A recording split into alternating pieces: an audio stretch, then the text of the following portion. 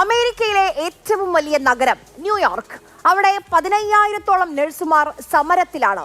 നഴ്സുമാരുടെ ക്ഷാമവും ജോലിഭാരവും കുറയ്ക്കണം, ഇതാവശ്യപ്പെട്ടാണ് ഇവരുടെ സമരം.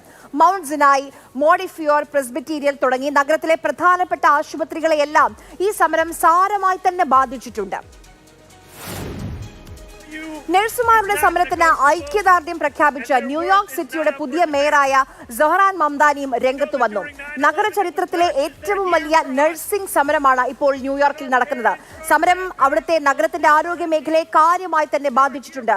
നഗരത്തിലാണെങ്കിൽ ഫ്ലൂ സീസൺ കൂടിയാണ്. ഇങ്ങനെ ഫ്ലൂ പടർന്നു പിടിക്കുന്ന സമയത്താണ് ഈ സമരം.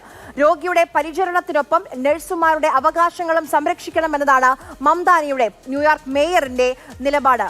American president Donald Trump communist ഭ്രാന്തൻ എന്ന് വിശേഷിപ്പിച്ച മംദാനിത തൊഴിലാളികൾക്കൊപ്പം അവരുടെ അവകാശങ്ങൾക്കൊപ്പം നിലയുറപ്പിക്കുന്നതാണ് നമ്മൾ ഈ കാണുന്നത്.